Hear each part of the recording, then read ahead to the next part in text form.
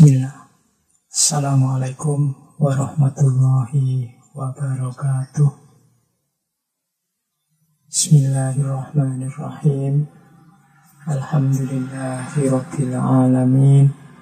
Wa bihi nasta'inu ala umurid dunya waddin.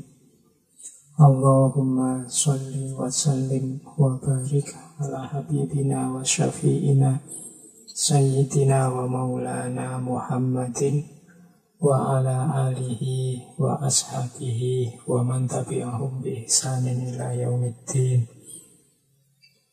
Bismillah, mari kita lanjutkan lagi upaya kita dalam mengistiqomahi ngaji, menjalankan kewajiban sebagai manusia yang banyak kekurangannya, menjalani kewajiban untuk menambah ilmu, menambah wawasan melalui kegiatan kita ngaji filsafat. Semoga teman-teman tidak ada bosannya, semoga teman-teman masih tetap semangat meskipun malam hari ini juga masih dalam suasana prihatin karena adanya pandemi COVID.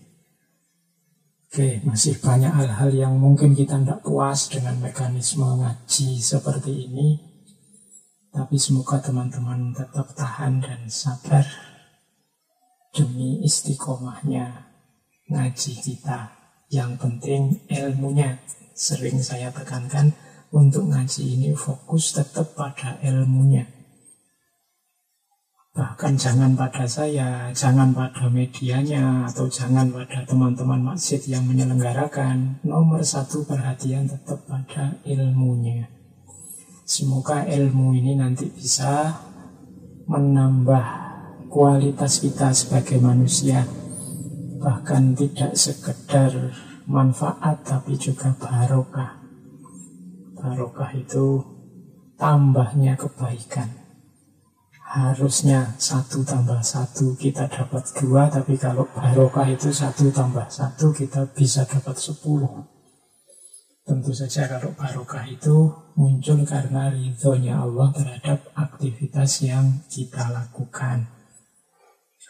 Baik, kita mulai malam hari ini. Kita masih ada di sesi kepemimpinan. Jadi bulan ini kita banyak membahas tokoh-tokoh dengan nasihat-nasihatnya terhadap para pemimpin.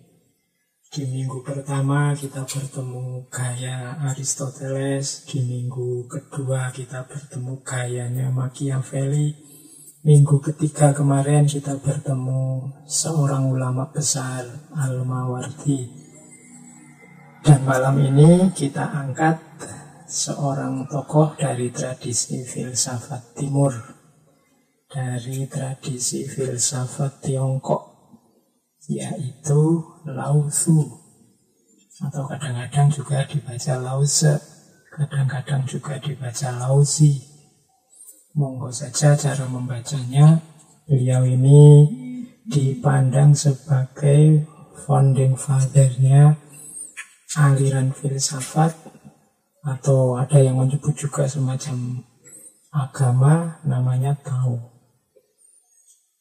Cuma malam hari ini kita tidak membahas ajaran-ajaran utamanya. Dulu kita pernah membahas beliau ini di sesi Taoisme.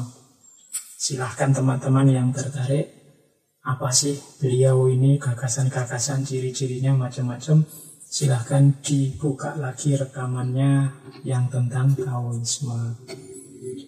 Oke, beliau ini sebenarnya riwayat hidupnya agak misterius karena jauh. Beliau dari sekitar abad ke-6 sebelum Masehi. Jadi beliau dilahirkan di provinsi Honan, ibu kotanya Loyang. Nama sebenarnya Lao Tzu ini nama apa? Julukan, panggilan. Lao Tzu itu kalau diartikan letterlek artinya guru tua. Ada yang bilang nama asli beliau sebenarnya Li Er.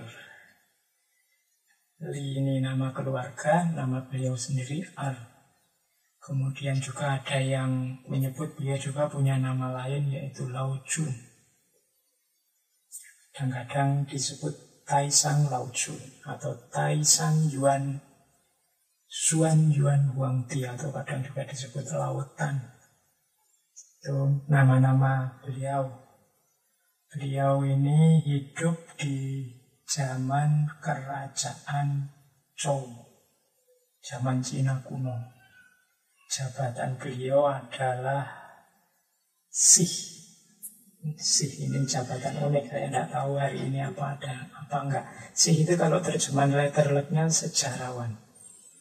Tapi ada cerita beliau ini antara lain tugasnya adalah ada di perpustakaan istana. Kemudian selain mengurusi buku-buku, naskah-naskah, beliau ini juga punya kompetensi bidang semacam astrologi, kemudian kitab suci, dan yang sejenis itu. Jadi itu expertise-nya awalnya beliau, karir awalnya. Tapi nanti ada cerita belakangan saat beliau berusia sekitar 90 tahun, beliau ini merasa situasinya sudah merosot. Banyak orang tidak bermoral. Zamannya sudah zaman rusak-rusakan, zaman kacau, tidak karu-karuan. Akhirnya beliau mundur dari pekerjaannya. Ada cerita terus beliau pergi ke barat. Ini unik ya, istilah pergi ke barat ini ada kesan khusus mungkin dalam dunia tradisi filsafat timur. Karena kita ngertinya timur itu kan tempat terbitnya matahari, fajar pengetahuan, dan macam-macam. Banyak cerita tentang pergi ke barat. Teman-teman mungkin masih ingatnya cerita Sun Gokong itu yang mengambil kitab suci pergi ke barat. Hari ini banyak di antara kita juga yang belajar menimba ilmu, berambisi, bercita-cita, cari ilmu dengan cara pergi ke barat. Karena hari ini universitas-universitas besar unggulan internasional itu ada di barat. Monggo teman-teman yang tertarik coba diteliti tentang timur dan barat ini. Oke, nah beliau ini jalan ke barat sampai ke satu lembah namanya Lembah Hankau. Lembah Hankau ini mungkin daerah sekitar Tibet. Nah, di gerbangnya Lembah Hankau itu beliau ketemu penjaga gerbang namanya Yinsi.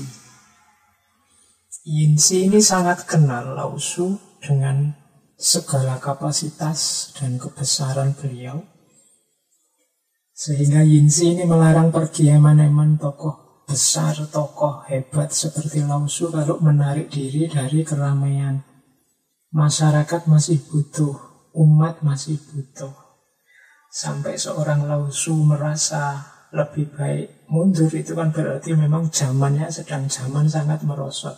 Menurut pertimbangannya Yinsi ini kalau dibiarkan saja Lao Tzu ini pergi, umat bisa semakin hancur ini, masyarakat bisa semakin rusak.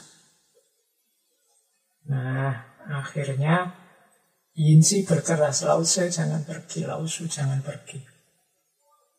Tapi Lao Tzu sudah berkeras, saya harus menarik diri. Saya harus pergi. Akhirnya negosiasi. Baiklah kalau memang jenengan tetap mau pergi, tapi tolong tinggalkan catatan-catatan untuk kita.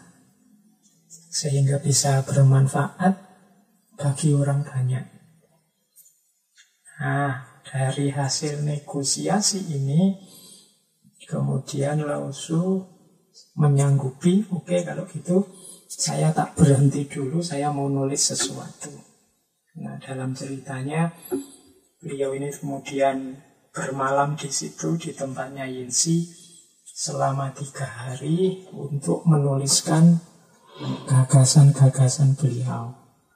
Nah, tulisan selama bermalam 3 hari itu nanti dikenal dengan judul Tao Te Ching. Tao Te Ching ini isinya sekitar 500.000 kata dalam 81 syair-syair pendek, dan itulah yang diserahkan pada Yinsi. Dan dari situ nanti terkenal ajaran-ajaran awal dari Taoisme. Cuma malam hari ini kita tidak fokus ke situ, meskipun bahan kita untuk melihat kepemimpinan yang baik tetap juga dari Tao Te Ching. Nah, Lao Tzu ini orang besar, orang hebat. Bahkan banyak legenda-legenda. Legenda itu cerita-cerita yang berkembang di masyarakat tentang kehebatan seorang Lao Tzu. Ada yang bilang beliau ini dalam kandungan ibunya 62 tahun. Sehingga waktu lahir sudah tua. Kabarnya sudah telinganya panjang dan nanti beliau hidup sepanjang 990 tahun. Ini legenda-legenda yang beredar. Benar atau tidaknya wallahu a'lam. Karena fokus kita sebenarnya bukan pada legenda-legenda ini, tapi pada ajaran-ajaran luar biasa yang ditinggalkan oleh Lao Tzu. Jangan hanya karena legenda-legenda ini kemudian nanti ada yang antipati atau ada yang memitoskan sedemikiannya. Karena sebenarnya yang lebih penting adalah peninggalan-peninggalan gagasan beliau yang luar biasa. Secara umum nanti dalam Tao Te Ching itu kan gagasan-gagasan tentang Tao, ajaran-ajaran Tao. Tao ini agak susah mendefinisikannya. Teman-teman bisa merefer kembali ke kajian awal kita tentang Taoisme. Apa hubungannya Taoisme dengan jalan alam semesta? Karena Tao sering didefinisikan sebagai jalan. Sehingga nanti ada istilah T. T itu semacam suluknya. Segala sesuatu ada rute perjalanannya, namanya T. Bagi yang tertarik boleh dijejer. Kalau di Jawa ada agama Kapitayan. Dengan definisi mirip T atau Tao tadi ada istilah Tu. Kalau saya tidak salah ingat, saya sedikit membahas tentang Tu ini ketika bicara tentang Semar. Kalau di Tiongkok ternyata ada T, di Jawa ada Tu. Ini wawasan-wawasan filosofis tentang alam dan kehidupan. Oke, ya kalau dalam cerita-cerita di film-film itu sering dikonotasikan Taoisme ini dekat dengan hal-hal yang gaib dan mistik. Ya mungkin ada sebab-sebabnya. Kalau dalam sejarah misalnya ada salah seorang pengikut Taoisme namanya Zhang Taoling. Zhang Taoling ini menyebarkan ajarannya Lao Tzu terus dengan menambah beberapa ajaran tentang ilmu gaib dan mistik. Dan mungkin ajarannya populer juga. Baik, malam hari ini kita lihat kira-kira pelajaran apa yang bisa kita ambil dari Lao Tzu sehubungan dengan membentuk seorang pemimpin yang ideal. Kemarin kita bisa membayangkan pemimpin ideal yang diinginkan Aristoteles, pemimpin ideal yang dimaui oleh Machiavelli, dan pemimpin ideal versi Imam Al-Mawardi. Malam hari ini kita lihat kira-kira pemimpin ideal versi Lao Tzu seperti apa. Lao Tzu ini satu di antara 3 tokoh spiritual besar dalam tradisi filsafat Timur selain Konfusius dan Buddha. Ada cerita unik, mungkin pernah juga saya ceritakan ketika ketemu 3 orang tokoh ini, yaitu Lao Tzu, Konfusius, Buddha. 3 orang ini kemudian duduk-duduk bersama mencicipi minuman. Begitu minum, Konfusius menganggap minuman ini asam. Terus begitu minum, Buddha menganggap minuman ini pahit. Sementara Lao Tzu begitu minum, enggak kok, minuman ini manis. Cerita ini sebenarnya untuk mengilustrasikan bedanya gagasan 3 tokoh ini. Konfusius menganggap hidup ini asam. Jadi kenapa asam? Karena dalam kehidupan ini banyak sekali orang-orang yang moralnya merosot. Sehingga akibat perbuatan kemerosotan moral manusia ini, dunia jadi tidak enak, jadi agak asem. Beda dengan Buddha. Buddha punya pandangan bahwa hakikat hidup ini pahit. Hidup ini hakikatnya penderitaan, kesengsaraan. Begitu kita hadir di dunia sebagai manusia, saat itu juga kita mengalami yang namanya duka. Jadi hakikatnya hidup pahit. Kalau Konfusius, hakikatnya hidup asem. Tapi kalau Lao Tzu beda lagi. Katanya Lao Tzu, hidup ini manis. Jadi hidup ini indah. Apapun yang terjadi, kadang senang, kadang susah. Kadang ada bencana, kadang juga tertib. Kadang ada kesulitan, tapi selalu kemudian muncul kemudahan. Itulah hakikatnya hidup. Itulah tahu. Jalannya hidup memang seperti itu. Makanya bagi Lao Tzu ya semuanya indah saja. Tidak harus ditanggapi sebagai pahit atau asam. Ya memang kenyataan hidup begitu. Mau tidak mau kita akan mengalami itu. Dan semuanya terjadi dalam rangka harmoni alam semesta. Itu pandangannya Lao Tzu. Oke, baik. Itu pengantar. Mungkin agak terlalu panjang tentang beliau. Yang jelas detail gagasan Taoismenya bisa dicek di sesi Taoisme. Kita mulai sekarang pandangan-pandangan beliau tentang bagaimana ciri seorang pemimpin yang ideal. Oke, saya awali dari sini ya.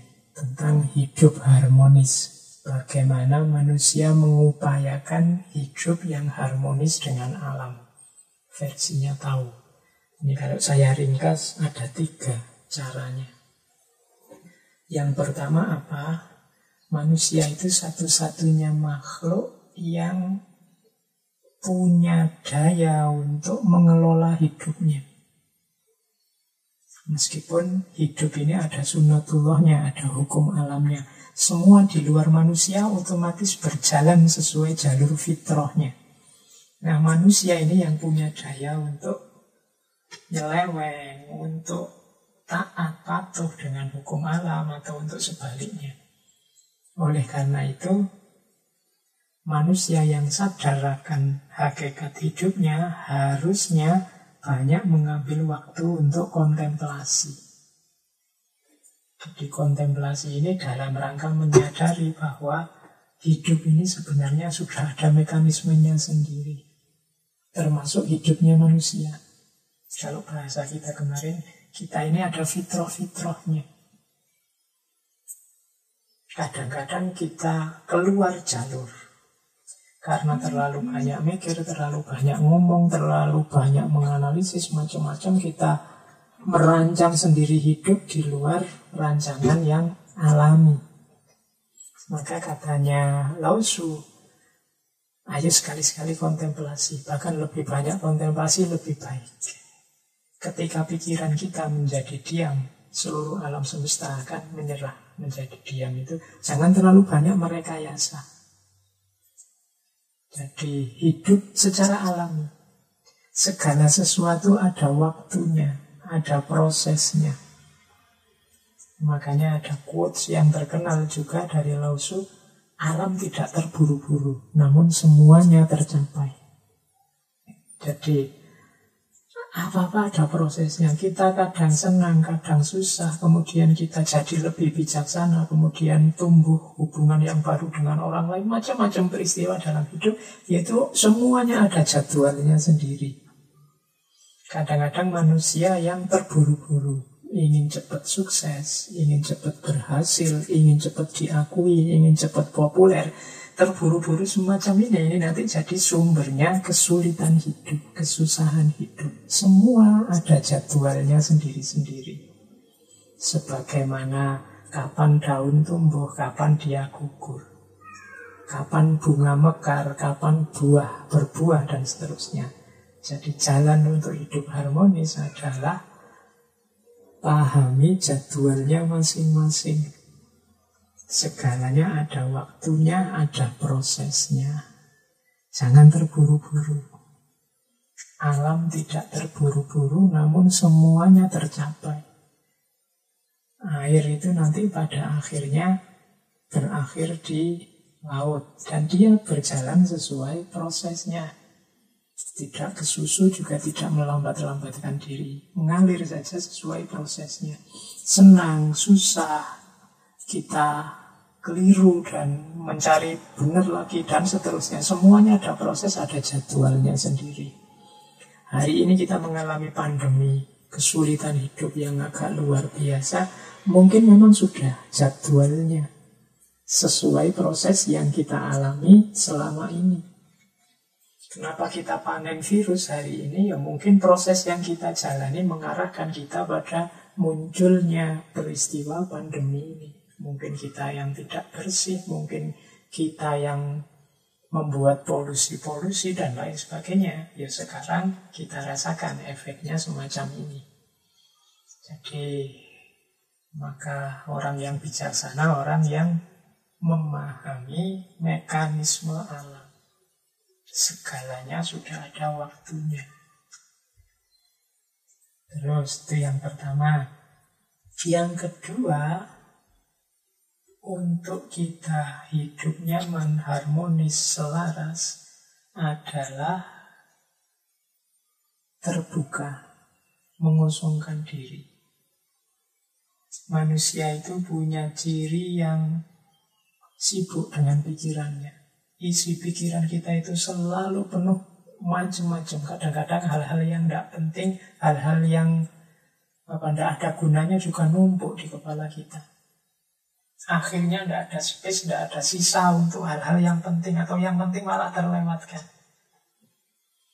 Maka penting kita mengosongkan diri, menyingkirkan isi kepala yang tidak penting, yang sembrono, yang merusak, yang tidak ada gunanya, yang iseng saja. Sehingga yang penting-penting bisa masuk, yang utama-utama bisa masuk. Katanya Lao Tzu, kegunaannya pot berasal dari kekosongannya. Kosongkan dirimu dari segalanya dan biarkan pikiranmu menjadi tenang. Jadi untuk hidup yang harmonis kita ini harus terbuka, mau mengosongkan diri. Karena kalau pikiran kita kosong itu kan banyak hal-hal yang manfaat bisa masuk. Sementara hari ini kita terlalu sibuk dengan ambisi kita, dengan kecemasan kita, dengan macam-macam hal dalam hidup kita yang menyusahkan kita sendiri. Maka ayo itu kita bersihkan, kita kosongkan. Kemudian yang manfaat-manfaat kita masukkan. Kalau dalam bahasa Sufi ada istilah takholli. Kalau sudah takholli, pembersihan baru takhalli, pengisian dengan yang baik-baik. Justru sebagaimana pot, dia bermanfaat ketika kosong. Ketika diisi macam-macam sudah tidak ada gunanya lagi. Ketika dia kosong, dia bisa bermanfaat untuk banyak hal. Tapi begitu ada isinya, ya manfaatnya hanya tentang isinya itu. Pot itu kalau dia kosong, dia bisa dibikin macam-macam. Mungkin bisa dipakai naruh tanaman, bisa dikasih air untuk minum, bisa macam-macam fungsinya. Tapi begitu kita kasih tanah, dia hanya berguna untuk yang berhubungan dengan tanah. Begitu kita kasih air, dia berguna hanya untuk yang berhubungan dengan air. Di luar itu tidak bisa dipakai. Maka sebagaimana pot, pikiran kita juga begitu. Begitu kita isi A, padahal dia punya potensi A, B, C, D, E. Begitu isinya A, ya sudah, A itu selesai mengisi diri kita. Kemanfaatan hidupnya hanya seputar A saja. Maka Lao Tzu menasehatkan ya sering-sering bersih-bersih. Dipilihi mana yang tidak penting yang ada di kepala kita. Hari ini kan kita sibuknya menghadapi gempuran yang menyerbu kepala kita lewat medsos, lewat internet, lewat macam-macam. Kadang-kadang juga tidak ada pentingnya. Ayo kita bersihkan biar ada space kosong, bahkan biar banyak space kosong. Di balik space kosong itu ada ketenangan dan ada potensi kemanfaatan yang luar biasa. Kemudian yang ketiga, hidup harmonis itu berhubungan dengan kemauan kita untuk tidak diikat oleh ego kita. Jadi katanya Lao Tzu, ketika saya melepaskan diri saya akan menjadi seperti apa yang semestinya. Jadi banyak orang merancang dirinya dengan hal-hal yang mungkin tidak semestinya, di luar kapasitasnya, tidak seharusnya, dan macam-macam. Ini namanya ego. Ego itu biasanya bentuknya ideal-ideal yang kita tanam, kita patok dalam diri kita. Dan umur kita habis untuk mewujudkan ideal itu. Tanpa kita sadar sebenarnya hakikatku itu apa dan siapa. Kita menghabiskan waktu mengkhawatirkan siapa kita seharusnya, sementara kita tidak banyak memahami diri kita atau siapa kita yang sebenarnya. Ideal-ideal itu kan siapa kita yang seharusnya tadi. Kita itu selalu memarahi diri kita karena tidak seperti siapa kita yang seharusnya. Saya itu kan harusnya ini sudah lulus ini dari kuliah, kok tidak lulus-lulus. Aku itu harusnya sudah punya gandengan ini, wong umurku sudah sekian kok yo masih jomblo saja. Aku ini harusnya sudah punya pekerjaan, usiaku sudah sekian. Aku ini harusnya sudah, hidup kita isinya yang harusnya. Akhirnya kita jadi susah dan gelisah sendiri.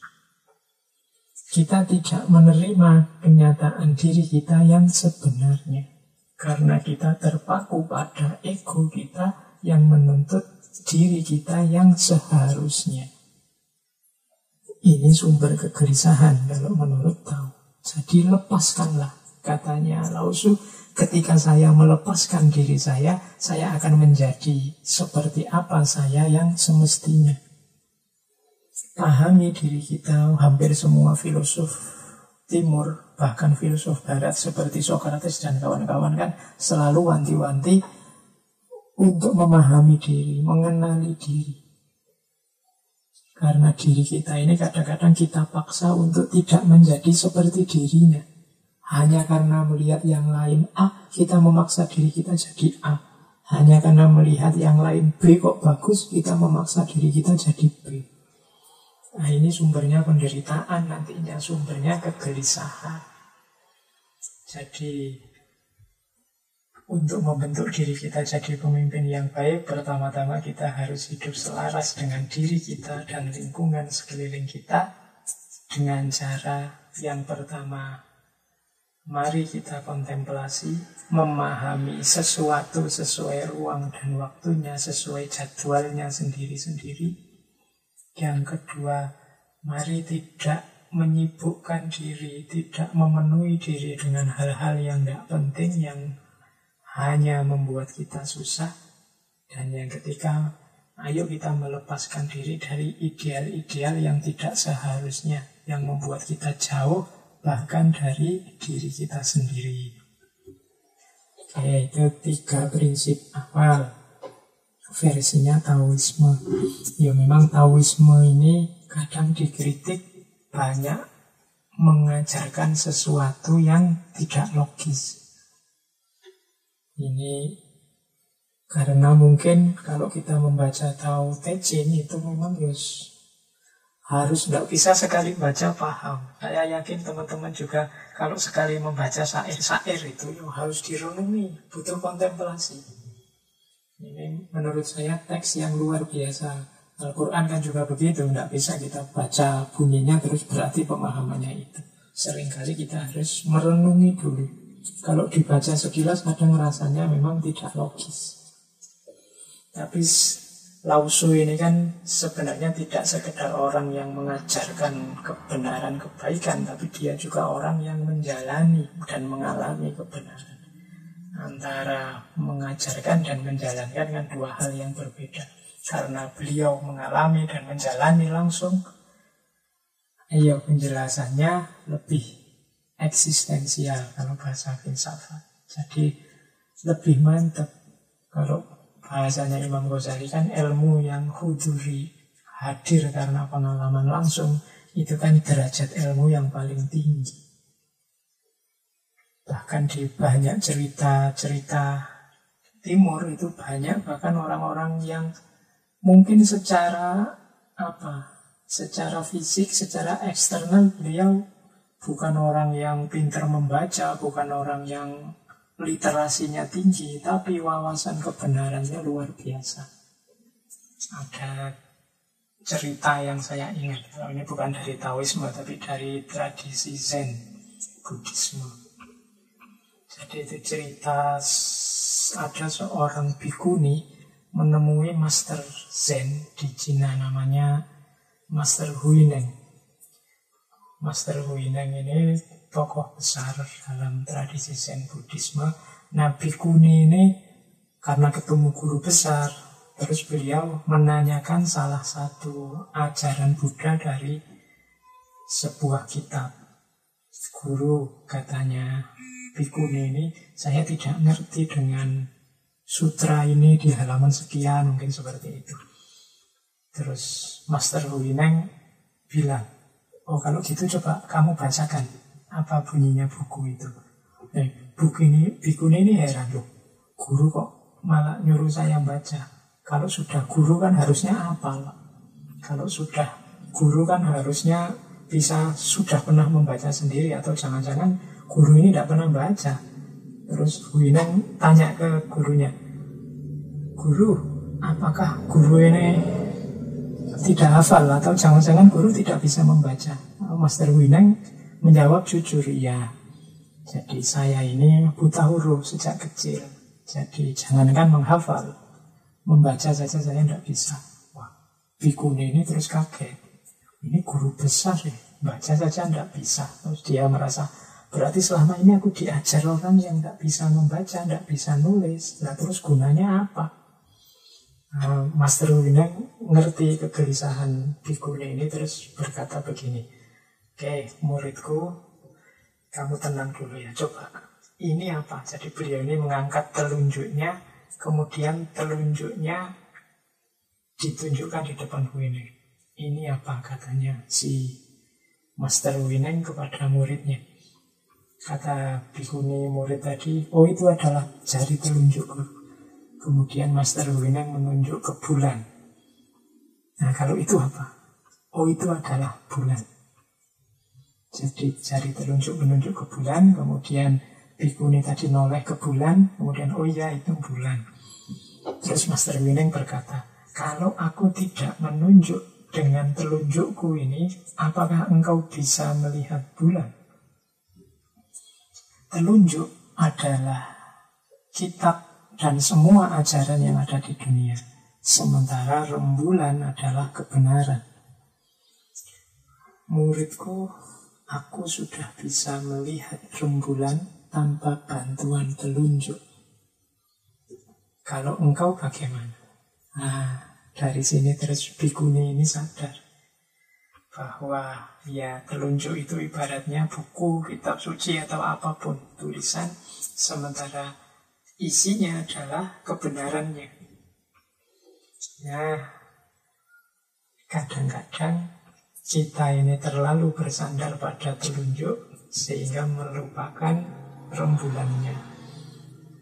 Orang-orang seperti Lao Tzu ini orang yang bisa melihat langsung rembulan tanpa butuh ada yang menunjukkan, karena mereka mengalami langsung kebenaran, tidak sekedar ditunjukkan mana itu kebenaran.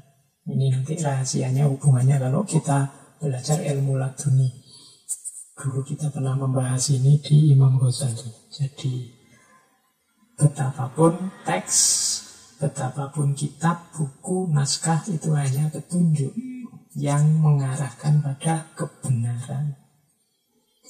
Jangan hanya berhenti di teks, jangan hanya berhenti di nas, tapi bagaimana kita menghidupkan nas, menghidupkan teks, menghidupkan kebenaran dalam hidup kita.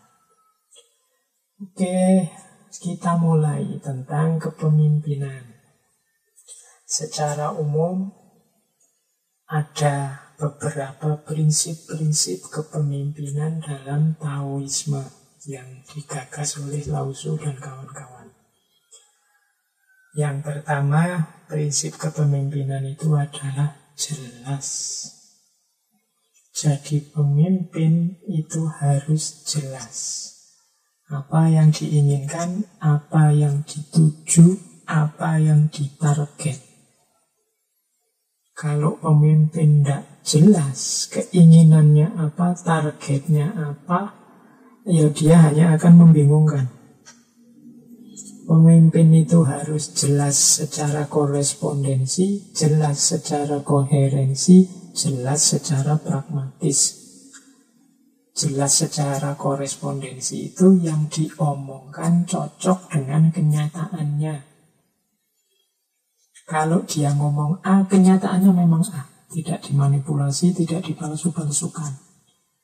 Pemimpin juga harus jelas secara koherensi. Jelas secara koherensi itu konsisten, istiqomah, tidak mencela-mencela. Tadi ngomong A, ya besok ngomong A, besok lagi ya tetap ngomong A dalam konteks dan hal yang sama. Itu namanya koheren. Kalau pemimpin tidak koheren, tadi A sekarang B, besok C, ya rakyatnya bingung. Anak buahnya kesulitan nanti. Tadi nyuruh apa? Baru mau dijalankan, ganti lagi instruksinya. Itu yang di bawah mesti bingung. Karena pemimpinnya tidak koheren. Kemudian yang ketiga, pragmatis. Pragmatis itu hasil yang diinginkan apa. Oh, saya nyuruh ini loh, hasilnya biar ini. Itu namanya jelas secara pragmatis. Nah, jadi pemimpin tahu itu yang pertama harus jelas. Tidak membingungkan orang. Apa yang dia inginkan, proses apa yang dimaksud, dan hasil apa yang dituju. Kemudian yang kedua, simple. Simple ini maksudnya kalau dia berpikir tidak bulat, to the point. Jadi tidak muter-muter dulu padahal arahnya ke situ. Bolehlah kalau waktu merancang kebijakan, berdiskusi itu rada bulat-bulat sidik, tapi begitu mengambil kebijakan ya harus simpel. Begitu memutuskan ya harus tegas, jelas. Itu ciri kedua. Jangan hanya membingungkan yang dipimpin. Cari uraian, cari pernyataan, cari keputusan yang to the point. Langsung. Itu namanya simple, tidak pakai bulat. Yang kedua itu. Yang ketiga, seimbang. Yang nanti dalam Taoisme kan terkenal sekali ajaran antara yin dan yang. Hidup ini selalu berada dalam harmoni antara yin dan yang. Ada hitam, ada putih, ada siang, ada malam, ada baik, ada buruk, ada selalu ada yin dan yang, ada pasangan-pasangan. Dan hidup ini butuh dua dimensi ini untuk saling mengimbangi. Yin itu sering diilustrasikan sebagai yang lembut, yang itu sering diilustrasikan sebagai yang keras, yang agresif. Ini harus imbang. Hidup ini kita harus paham kapan lembut, kapan keras. Hidup ini kita harus paham kapan semangat, kapan istirahat. Hidup ini kita harus paham kapan tegas, kapan lunak. Jadi kalau kita tegas terus, yang dipimpin bubar, kaku. Tapi kalau kita lunak terus, nanti kita disepelekan. Kapan menghukum, kapan memaafkan. Nah, ini namanya harmoni dalam hidup. Kita harus paham ini. Karena begitu salah langkah akibatnya mungkin tidak kita inginkan. Waktunya kita tegas malah kita lembek. Kacau. Waktunya kita memaafkan lembek malah kita tegas menghukum. Lebih kacau lagi. Maka hidup harus paham keseimbangan. Ini jalan kepemimpinan yang kedua. Jalan kepemimpinan yang ketiga adalah rendah hati. Pemimpin itu harus memposisikan dirinya di bawah. Itu ada satu quotes dari Lao Tzu, sungai dan lautan lebih kuat dari aliran air. Namun mereka tidak akan kuat tanpa aliran air yang mengisi mereka. Untuk dapat menampung air, sungai dan laut harus lebih rendah. Maka pemimpin harus siap merendah. Jadi pemimpin ini kan kalau bahasa Jawanya momong yang dipimpin. Untuk bisa ngomong itu kan harus memposisikan diri seperti wadah. Biar yang dimomong bisa masuk dalam wadah itu semua. Untuk bisa mewadahi kan kita posisinya lebih rendah. Jadi seperti laut atau sungai itu kan jadi muara akhirnya aliran air. Dia lebih kuat karena dia posisinya lebih rendah. Kalau pemimpin tidak bisa merendah, tidak bisa rendah hati, ya dia tidak akan bisa menampung aspirasi rakyatnya. Maka pemimpin harusnya logikanya dia memposisikan dirinya rendah. Dialah karena yang menampung segala keinginan, menampung dan menuruti segala kebutuhan rakyatnya yang dipimpin. Jadi pemimpin harus rendah hati. Yang keempat, pemimpin harus, ini istilahnya, berani melepaskan. Katanya Lao Tzu, setelah engkau yakin telah melakukan yang harus dilakukan, mundurlah. Jangan ikut campur. Biarkan masyarakat melakukan yang mereka inginkan dan alam akan menjalankan rumusnya. Jadi maksudnya apa?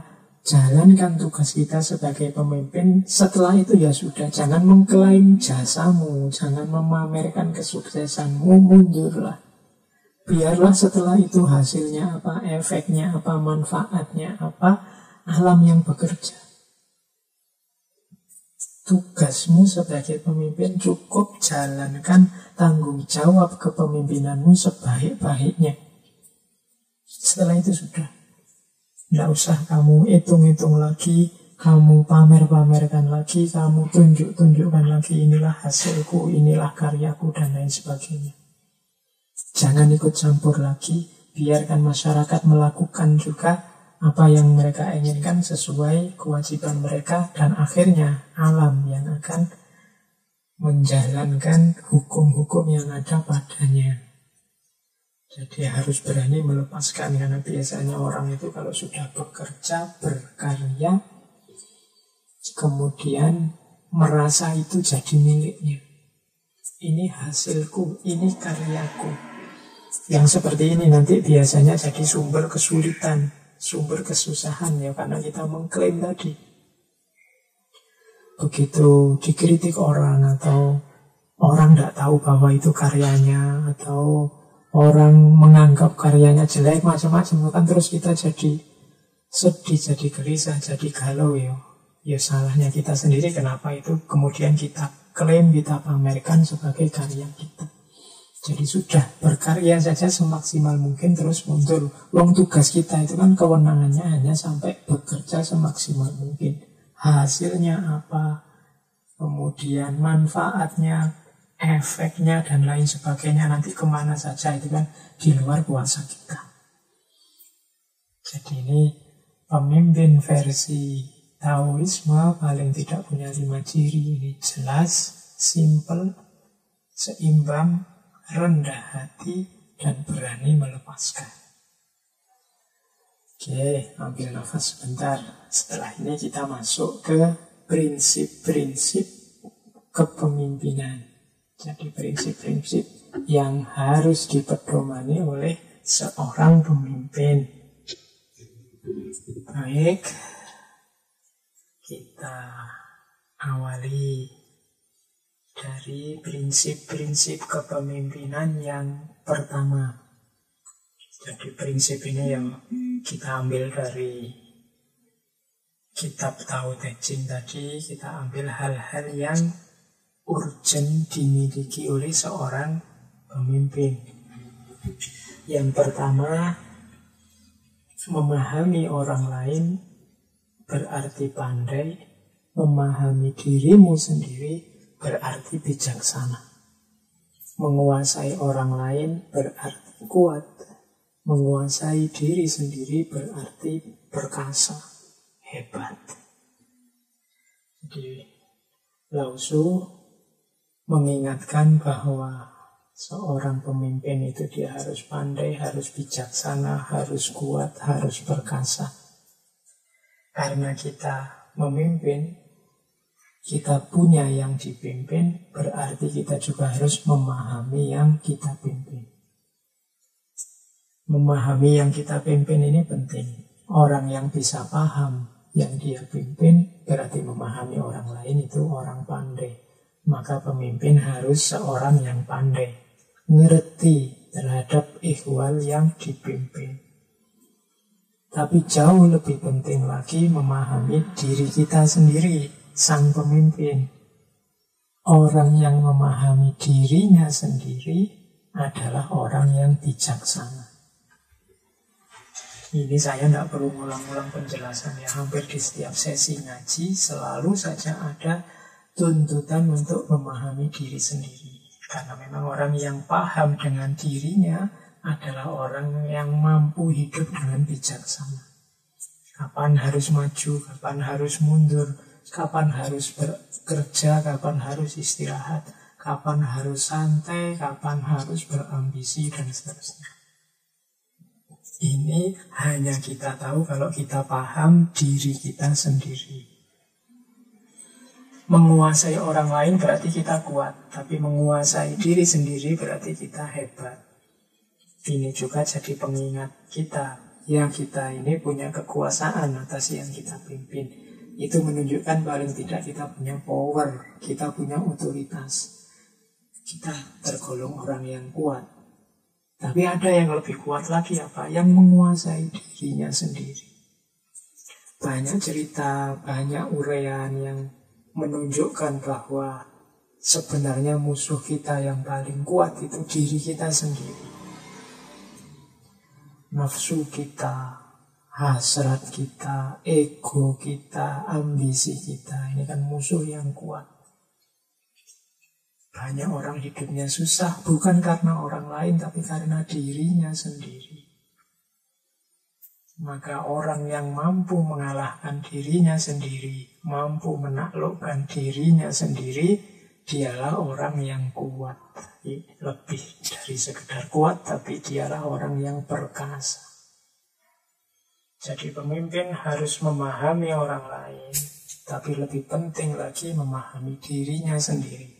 Dia harus pandai sekaligus bijaksana.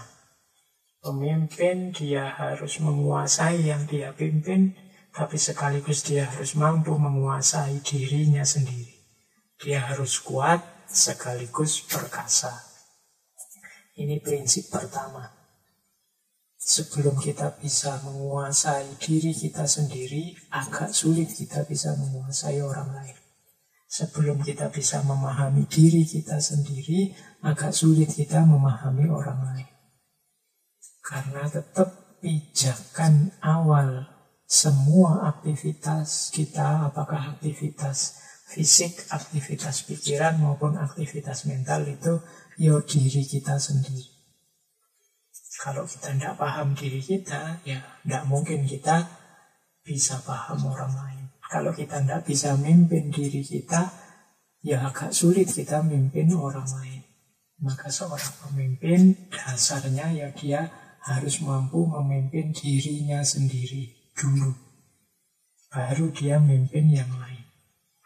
Ini prinsip pertama yang bisa kita teladani dari ajarannya Lao Tzu untuk kita semua. Ya meskipun judulnya pemimpin, kan sudah kita jelaskan minggu lalu siapa sih di antara kita yang bukan pemimpin. Kita semua paling tidak memimpin hidup kita di konteks hidup kita sendiri-sendiri. Jadi yang pertama itu kenali diri, kuasai diri, pimpin diri sendiri dulu. Yang benar, baru mimpin yang lain. Yang kedua, perhatikan pikiranmu karena akan menjadi kata-kata. Perhatikan kata-katamu karena akan menjadi tindakan. Perhatikan tindakanmu karena akan menjadi kebiasaan. Perhatikan kebiasaanmu karena akan menjadi karakter. Dan yang terakhir, perhatikan karaktermu karena akan menjadi takdirmu. Ini pernah kita sampaikan dulu, mungkin di sesi Taoisme. Jadi ini penting buat seorang pemimpin. Ya, pemimpin pastinya harus pertama-tama membereskan pikirannya. Pikirannya harus tertib. Maka syaratnya pemimpin yang pertama itu pinter. Ya, untuk teman-teman ya mungkin banyak dalam hidupnya terlibat dengan dunia kepemimpinan formal maupun non formal. Perhatikan syarat pertama pemimpin harus pinter. Jadi cerdas. Maka perhatikan pikiran. Kalian yang memimpin juga harus latihan berpikir yang jernih, yang benar. Makanya Plato itu lebih merekomendasi raja yang filosof. Jadi pemimpin yang sekaligus ahli filsafat. Kenapa? Kalau orang ini ahli filsafat, dia bisa berpikir benar. Apa sih gunanya berpikir benar itu? Berpikir benar itu sumbernya kualitas hidup. Sumbernya segala situasi yang kita hadapi dalam hidup. Kalau menurut Lao Tzu, perhatikan pikiranmu. Awalnya kan berarti pikiran. Kenapa? Karena pikiran akan menjadi kata-kata.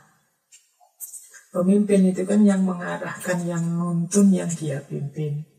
Diawali dari berpikir kan biasanya diungkapkan lewat kata-kata. Kalau pikirannya sudah rusak, pikirannya tidak jernih, pikirannya tendensius, tidak objektif, ya nanti akan menjelma jadi kata-kata yang mengarahkan pada ketidakjernihan, mengarahkan kepada kekacauan, mengarahkan kepada kerumitan, kesulitan hidup. Jadi jernihkan pikiranmu, perhatikan pikiranmu, karena dari situ nanti akan muncul kata-kata. Kalau pikiran kita isinya jorok-jorok, ya ngomongnya tidak jauh-jauh dari itu. Kalau pikiran kita isinya jernih-jernih, ya ngomongnya juga akan jernih-jernih. Perhatikan pikiran. Makanya saya sering pesan teman-teman, ayo input pikiran kita diperbaiki. Hati-hati dengan yang kita masukkan ke kepala. Karena dari situ menjelma kata-kata. Kenapa sih Pak? Kok harus kita memperhatikan pikiran yang menjelma jadi kata-kata? Karena dari kata-kata itulah akan lahir tindakan. Apalagi kita yang pemimpin. Apa yang kita katakan, itu nanti yang akan dijalankan oleh yang kita pimpin. Begitu kita bicara, yaitu yang dipedomani sebagai patokan bertindak oleh orang-orang yang kita pimpin. Maka perhatikan pikiranmu, karena pikiran akan melahirkan kata-kata, dan dari kata-kata jadi tindakan. Terus kenapa kalau dia sudah jadi tindakan? Tindakan yang asal atas petunjuk seorang pemimpin itu kan lama-lama akan jadi kebiasaan. Dia jadi norma. Pemimpinnya menyuruh upacara tiap hari Senin, ya terjadilah nanti kebiasaan upacara. Loh, kalau pemimpinnya misalnya nyuruh yang jelek, bisa dibayangkan lahir tindakan yang jelek, terus lama-lama menjadi kebiasaan yang jelek. Dari pikiran yang jelek, lahir kata-kata yang jelek, menjelma jadi tindakan yang jelek, dan lama-lama jadi kebiasaan yang jelek. Terus kenapa kalau dia jadi kebiasaan yang jelek? Loh, kebiasaan yang jelek akan melahirkan karakter yang jelek. Anak-anak kita itu kalau dibiasakan yang jelek-jelek, ya kejelekan akan jadi karakternya. Misalnya dibiasakan sudahlah sehari tidak usah mandi, itu kan kebiasaan jelek. Makan tidak usah cuci tangan, kemana-mana misalnya sesuka-suka hatimu saja, nggak usah mikir. Loh, kalau dibiasakan kayak gini kan nanti karakternya juga tumbuh seperti itu. Dia akan jadi karakter, kalau bahasa agama, akhlaknya akan terbentuk begitu. Kalau tidak kita disiplinkan dengan perbuatan-perbuatan cinta kebersihan misalnya, akan tumbuh watak yang anti kebersihan. Kalau tidak kita biasakan dengan hidupnya yang tertib, rapi, ya dia akan lahir karakter yang tidak tertib, tidak rapi. Jadi dari tindakan muncul kebiasaan, dari kebiasaan muncul karakter. Jadi manusia itu dia terbentuk oleh kebiasaan hidupnya. Sering saya ilustrasikan kan, kalau orang itu terbiasa bohong, ya bohong itu akan jadi karakternya.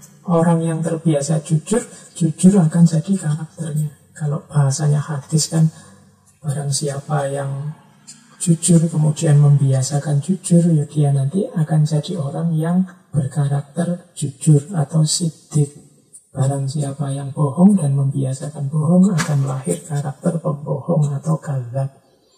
Jadi dari pikiran lahir kata-kata, dari kata-kata lahir tindakan, dari tindakan lahir kebiasaan.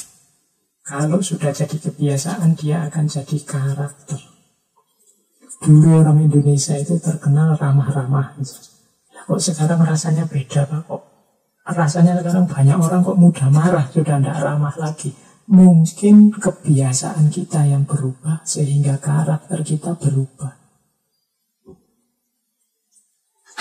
Kok bisa, Pak, kebiasaan berubah? Ya mungkin karena yang kita lakukan sehari-hari berubah, tindakan kita berubah.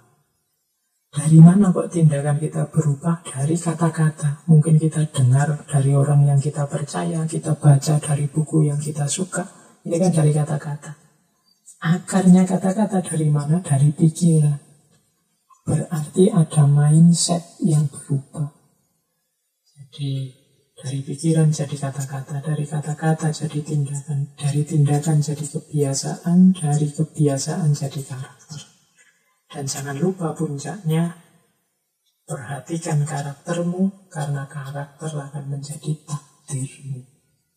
Kalau sudah jadi karakter, ya sudah, itulah garis hidupmu, karakter. Kalau engkau seorang pembohong, maka takdirmu adalah takdir seorang pembohong. Mungkin engkau tidak akan dipercaya oleh masyarakatmu, mungkin hidupmu akan kesulitan A, kesulitan B, kesulitan C, karena karakter pembohongmu tadi.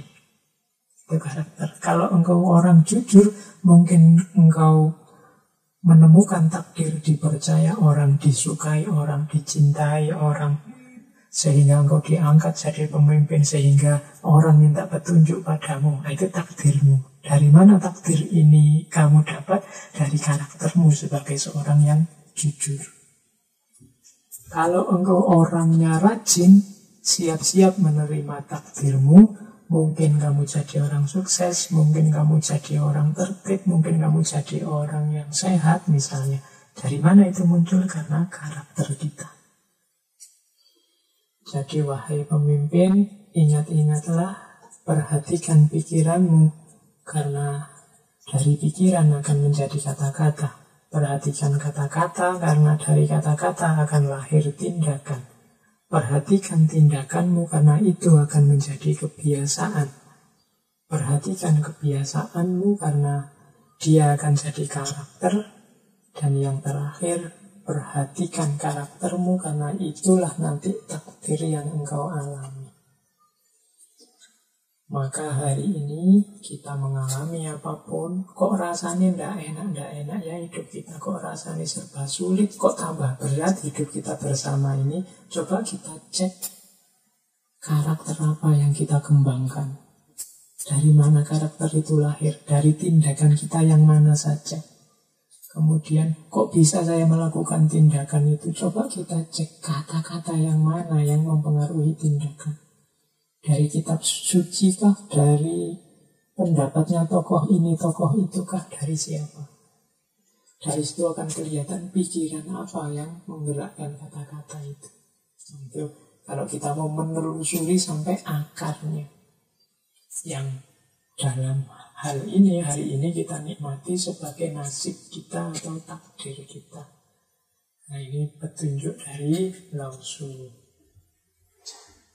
Terus, seorang pemimpin selanjutnya yang kedua. Perjalanan ratusan mil dimulai dari satu langkah kecil. Seorang pemimpin harus berani memulai, berani menginisiasi. Kadang-kadang kita, entah di level kepemimpinan yang mana, sering tidak berani melakukan apa-apa, hanya melanjutkan saja yang kemarin-kemarin sudah. Isinya mempertimbangkan, terus mikir, terus tidak berani melangkah-melangkah. Kalau kita tidak melangkah-melangkah, ya jangan mengharap hasil yang jauh, hasil yang besar. Karena perjalanan ratusan mil dimulai dari satu langkah kecil. Mengatasi virus hari ini misalnya. Itu ya kita harus berani melangkah dari awal. Ya kita mimpinya kan segera virus ini selesai. Tapi kan kita harus punya rancangan apa yang kita lakukan selangkah demi selangkah sehingga sampai di titik virus ini beres. Kita selalu mimpi tiba-tiba beres, bulan depan beres, awal tahun depan beres. Loh, kita punya rancangannya enggak? Sampai awal tahun depan itu apa saja yang akan kita lakukan? Dan kita sudah melangkah apa belum? Karena perjalanan ratusan mil dimulai dari satu langkah kecil. Oke, kita sudah punya rencana sampai 3-4 tahun ke depan. Nah, kita sudah menjalankan rencana ini enggak? Kita sudah mulai melangkah enggak? Semakin lambat kita melangkah, ya semakin kita enggak selesai di tujuan target ratusan milnya. Yes, kita ambil contoh gampang-gampangan ya untuk teman-teman yang kuliah misalnya, apalagi mahasiswa baru hari ini. Dan ini masa-masanya banyak mahasiswa baru. Kalian mungkin target, saya Pak, target kuliah itu lulus nanti semester 6 apa semester 7. Nah, rancangannya adalah A, B, C, D. Itu kan jauh itu, sekitar 3-4 tahun yang akan datang. Loh ini, kalau kalian tidak melangkah dari sekarang, mungkin 3-4 tahun yang akan datang nggak jaminan kamu lulus. Kamu melangkahnya dari langkah kecil sekarang. Biar saya bisa pas nanti 3-4 tahun lulus, sejak sekarang saya harus mulai membaca buku-buku yang saya butuhkan untuk mata kuliah. Saya harus mulai siap-siap menyiapkan tugas-tugas, bahkan menyiapkan besok nanti tema skripsiku apa, nanti bukunya saya kumpul sedikit-sedikit sekarang sehingga waktunya nyusun referensinya lengkap dan seterusnya. Ini namanya langkah kecil. Perjalanan ratusan mil dimulai dari satu langkah kecil. Kalau kita tidak mau melangkah di awal, mungkin karena sibuk mempertimbangkan macam-macam, nanti sulit ini, sulit itu, tidak melangkah-melangkah, ya perjalanannya tidak dimulai-mulai. Kalau perjalanannya tidak dimulai-mulai, jangan mimpi targetnya tercapai. Maka pemimpin harus berani mulai. Meskipun diawali dari langkah-langkah kecil, asal dijalankan secara istiqomah, konsisten, selangkah demi selangkah, ya lama-lama nyampe. Tapi kalau diam saja, hanya berdebat membayangkan hasil ratusan milnya, ya masalah tidak selesai-selesai. Jadi yang kedua nasihatnya Lao Tzu itu, nanti seorang pemimpin harus berani mengambil keputusan dan bergerak. Tidak menunggu, meskipun diawali dari satu langkah yang kecil. Kita pun juga ya tidak boleh melecehkan orang yang melangkah kecil. Alah kalau cuma itu aja, alah kalau cuma segitu aja. Loh, dia sudah melangkah, apakah kita sudah melangkah juga? Kan masalahnya di situ. Jadi dari langkah kecil yang dirangkai akan menghasilkan ratusan mil. Terus ambil nafas dulu, minum-minum dulu.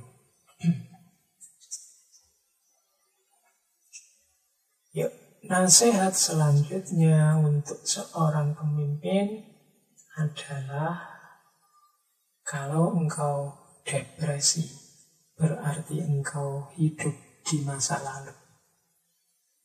Kalau engkau cemas, berarti engkau hidup di masa depan.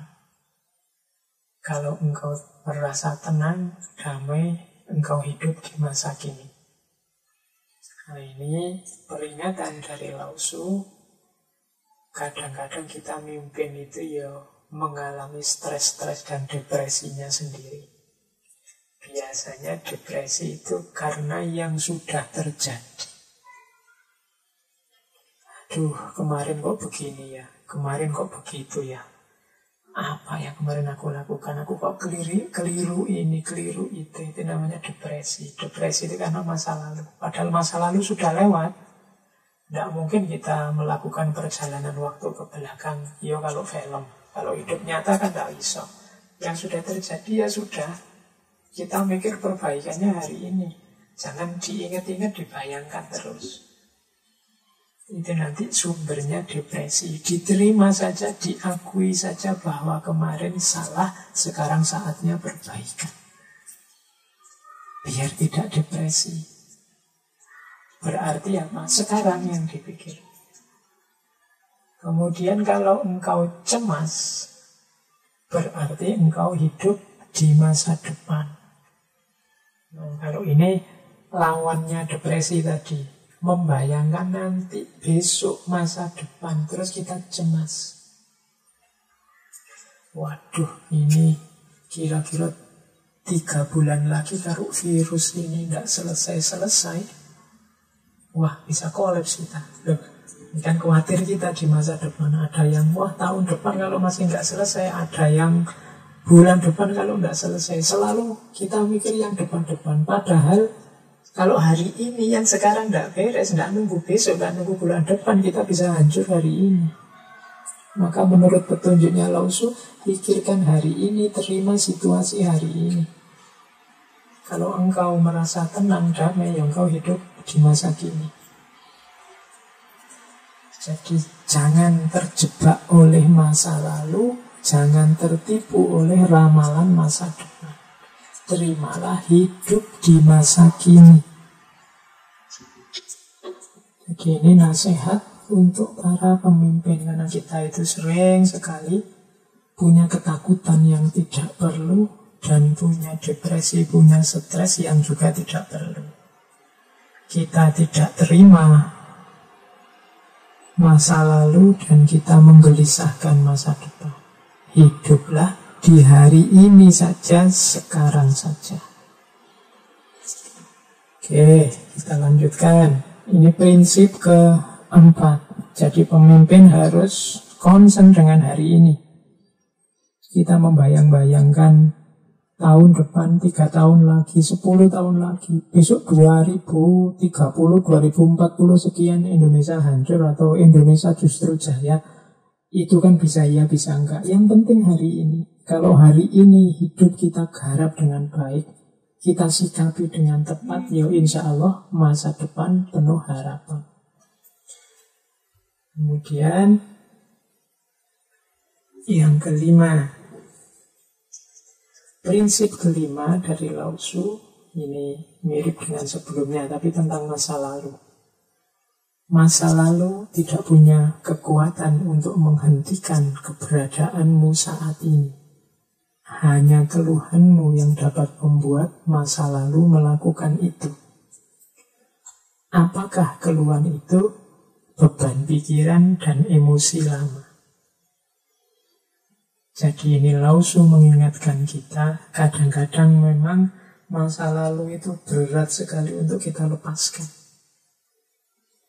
Apakah itu urusan kemarin mau kuliah di mana tidak masuk, ataukah itu urusan kemarin bimbingan tesis tidak selesai-selesai sehingga tidak lulus-lulus sementara temanmu sudah lulus semua, ataukah masalah jodoh, menyesal sekali kemarin aku tidak gerak-gerak, sekarang sudah diambil teman, sudah nikah, aku tidak dapat apa-apa. Itu kan beban masa lalu. Terus di hari ini kita merasa hampa, merasa bukan apa-apa, bukan siapa-siapa karena kegagalan di masa lalu. Katanya Rasulullah, masa lalu itu tidak punya kekuatan untuk menghentikanmu, untuk mengalahkanmu. Yang membuat engkau berhenti, membuat engkau kalah itu kan keluhanmu, kecengengan. Jadi engkau cengeng menghadapi masa lalu, engkau selalu mengeluh saja tentang masa lalu. Apa sih mengeluh itu? Ya beban pikiran dan emosi yang lama engkau hidup-hidupkan terus. Sehingga kalau bahasanya Butejo, kamu tidak solutif.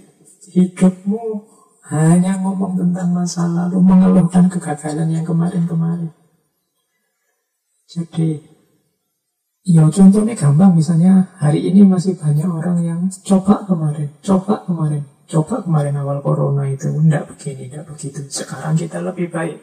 Coba kemarin kita. Itu kan beban pikiran dan emosi lama yang kita hidupkan terus sampai hari ini. Ya, meskipun semarah apapun, semengeluh apapun, kita kan enggak bisa diulang. Kemarin sudah terlanjur begitu. Ayo kita pikir hari ini yang bisa kita lakukan yang terbaik apa. Ya hidup ini memang ya kadang tidak cocok dengan keinginan kita, kadang tidak cocok dengan ambisi, dengan target-target kita. Tapi kan bukan berarti terus kita terpaku di situ terus. Kalau katanya Ki Ageng Surya Mentara, keinginan itu kan biasanya mulur dan mungkret, berkembang dan menyusut. Kalau keinginan tercapai, dia berkembang, nambah keinginan lagi. Kalau keinginannya tidak tercapai, itu dia menyusut. Kalau hari ini, kalau dulu mungkin kita targetnya semoga daganganku ini bisa laku 1 bulan, laku sekian. Nah, cuma gara-gara virus corona ini, akhirnya kan situasi berubah. Itu kan nanti terus mungkret itu. Ya kemarin saya target 1 bulan laku 100, sekarang ya saya targetnya laku 50 aja sudah bagus. Nah, itu menghadapi situasi biasanya begitu mungkin. Tapi kalau yang 100-nya tercapai, wah berarti bulan depan saya targetnya 150 lah, itu namanya mulur, mengembang. Nah, orang yang mengeluh ini orang yang tidak luas menghadapi kehidupan. Dia terpaku di satu titik saja. Sehingga tidak berkembang hidupnya. Kalau ada pemimpin yang seperti ini, dia akan sangat menyusahkan yang dia pimpin. Pemimpin yang selalu mengeluh. Wah, kemarin itu salah ternyata. Yang dulu itu ternyata kita. Kalau dia mengeluh terus, kalau yang memimpin aja mengeluh, apalagi yang dipimpin, apa tidak tambah bingung. Jadi menurut Lao Tzu, enggak. Masa lalu itu tidak punya kekuatan untuk menghentikanmu. Engkau sendiri sebenarnya yang membuat hidup ini seakan-akan terhenti di masa lalu. Dengan cara engkau selalu mengeluh. Engkau selalu terbebani oleh pikiranmu dan emosi lamamu. Hidup ini yang memang selalu ada kesulitan, selalu ada beban, selalu ada emosi-emosi lama yang tidak kita inginkan. Tapi kita harus punya kekuatan melepaskan. Kalau kita tidak punya itu, melepaskan itu kadang diterjemah mengikhlaskan, kadang dipahami sebagai tidak terikat. Karena kalau kita tidak memiliki ini, pasti hidup kita berat sekali. Kenapa berapa tahun kita hidup, berapa banyak tumpuan-tumpuan kekecewaan, ketidaksuksesan dan kegagalan itu di kepala dan di hati kita. Maka kita harus punya kemampuan melepaskan, kemampuan mengikhlaskan, kemampuan meridhoi apapun ketetapannya Allah. Itu petunjuk selanjutnya dari Lao Tzu. Jadi pemimpin yang baik adalah pemimpin yang tidak terpaku pada masa lalu, tapi siap menyelesaikan masalah di masa kini tanpa beban pikiran dan emosi lama. Terus, air adalah benda yang paling lembut. Meski begitu, ia dapat menembus gunung dan bumi. Ini dengan jelas menunjukkan prinsip kelembutan menaklukkan kekerasan. Di bait yang lain, manusia terlahir lembut dan lentur. Saat mati mereka kaku dan keras. Tanaman tumbuh lembut dan lunak. Saat mati mereka rapuh dan kering. Oleh karena itu, siapapun yang kaku dan keras adalah murid kematian. Sementara mereka yang lembut dan lentur adalah murid kehidupan. Yang keras dan kaku akan pecah. Yang lembut dan lentur akan menang. Jadi tips keenam untuk kepemimpinan dari Lao Tzu adalah mari memimpin dengan kelenturan, dengan kelembutan, bukan dengan kekerasan. Jadi tolong dipahami makna kelembutan. Kelembutan bukan berarti kerapuhan. Jadi mungkin juga bukan berarti kelembean. Lembut itu lebih dekat maknanya ke lentur. Sesuatu yang lentur itu kan sesuatu yang mudah beradaptasi dengan apapun di sekelilingnya. Itu kan lentur. Sabuk itu lentur. Orang yang menggunakan sabuk kan bisa ditekuk meskipun perutnya besar atau perutnya kecil, tinggal dicocokkan ukurannya, itu kan lentur. Ditekuk, ditaruh di tas bisa. Coba bayangkan kalau sabuk itu kaku, yang bawanya susah kayak tongkat. Tongkat itu kan bawanya juga ribet. Jadi lentur itu kemampuan beradaptasi dengan situasi. Mirip tadi kalau yang di bait pertama kan air. Air itu kan ada dimanapun dia bisa beradaptasi. Kalau dia kaku, misalnya dia jadi es, itu dia susah, udah tidak fleksibel lagi. Begitu dia jadi air, ya dialirkan masuk ke tempat apa saja, ke situasi apa saja, mudah. Tapi begitu dia jadi es, dia jadi kaku. Ya.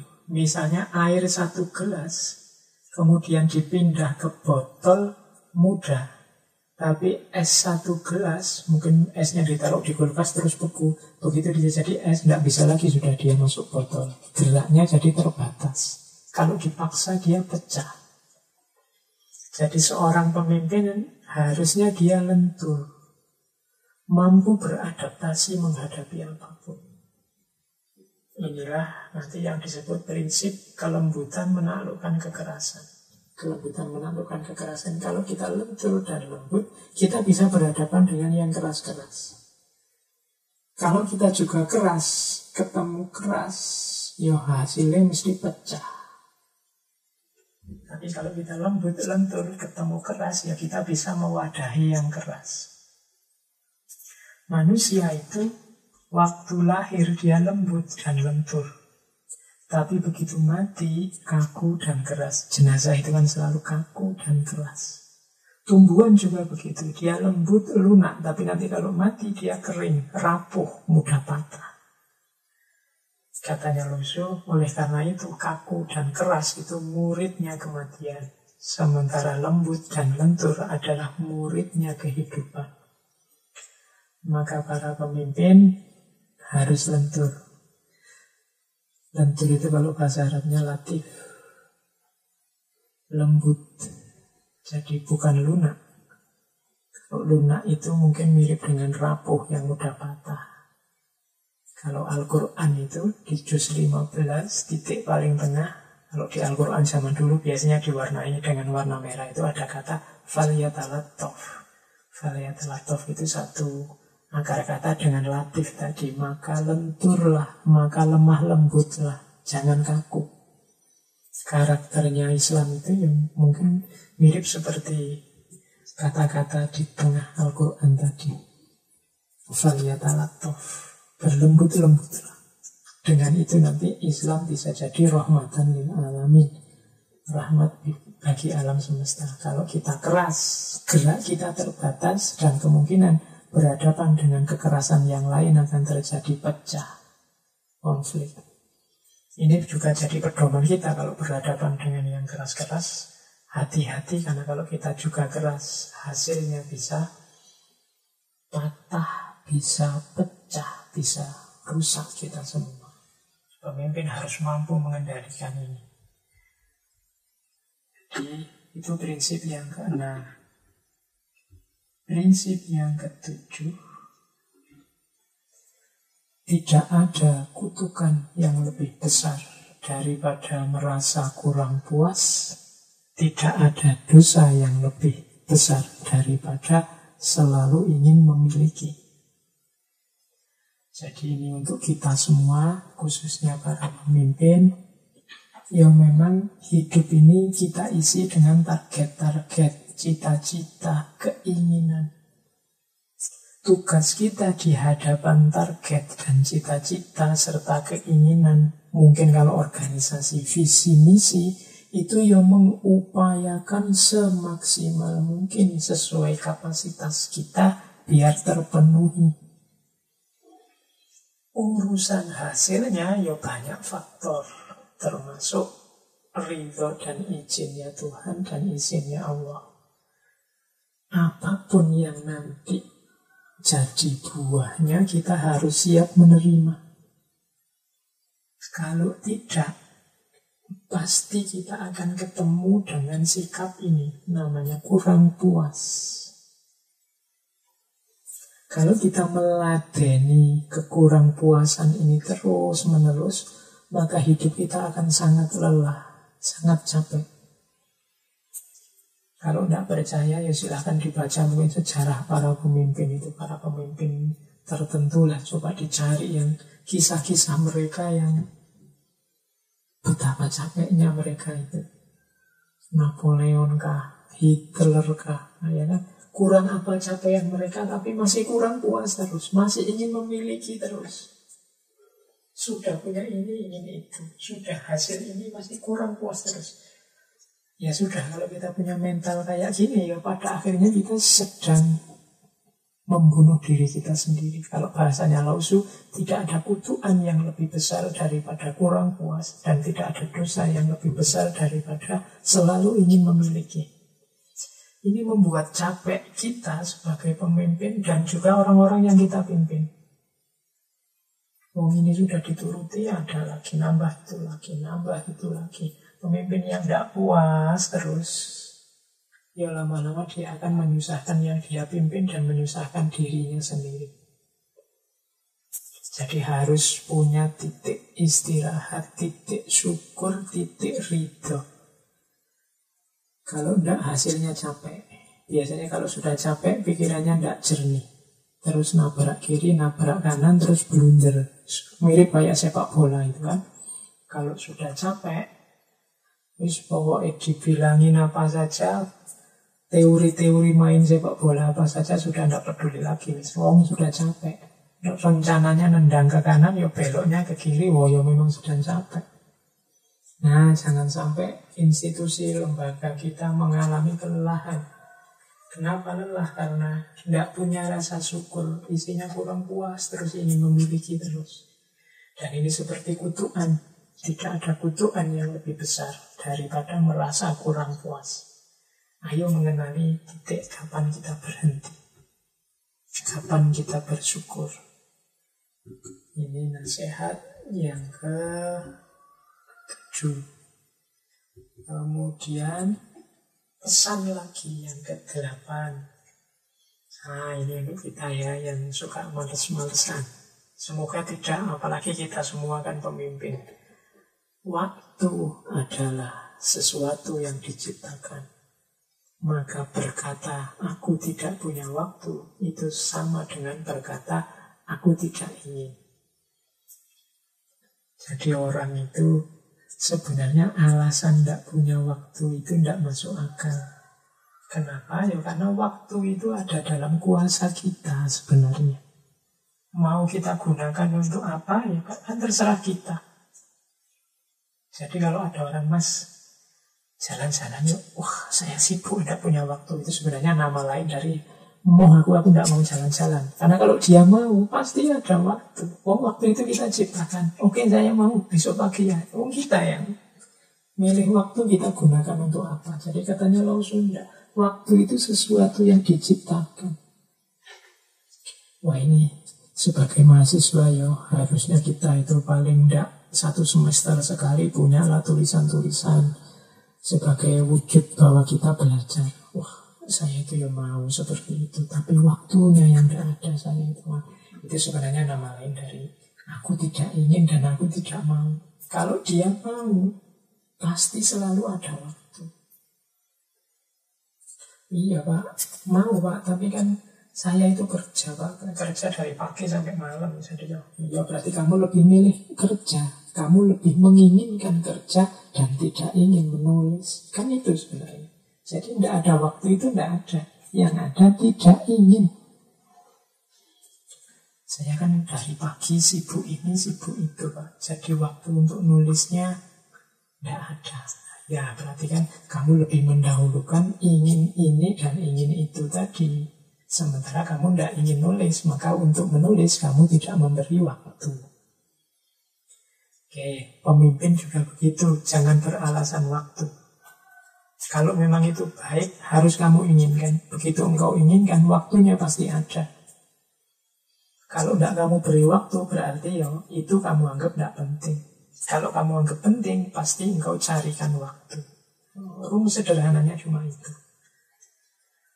Oke, kita lanjutkan. Nah, ini lebih unik lagi quotes ini dari Lao Tzu untuk para pemimpin.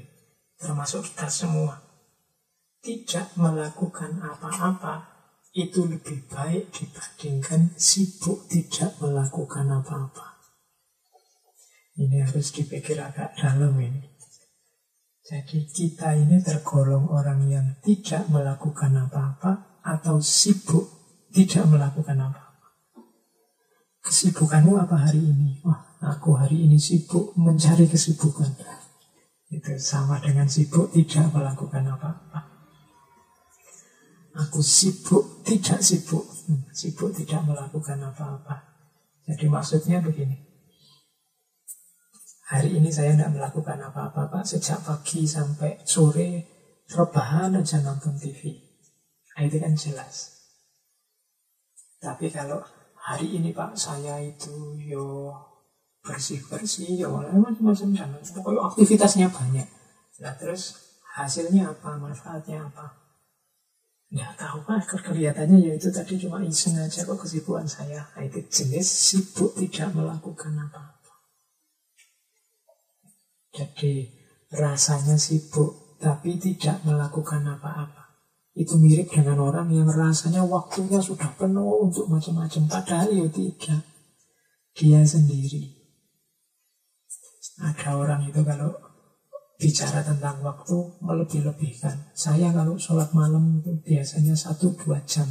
Padahal cuma 10-20 menit. Ini kan melebih-lebihkan seolah-olah sibuk.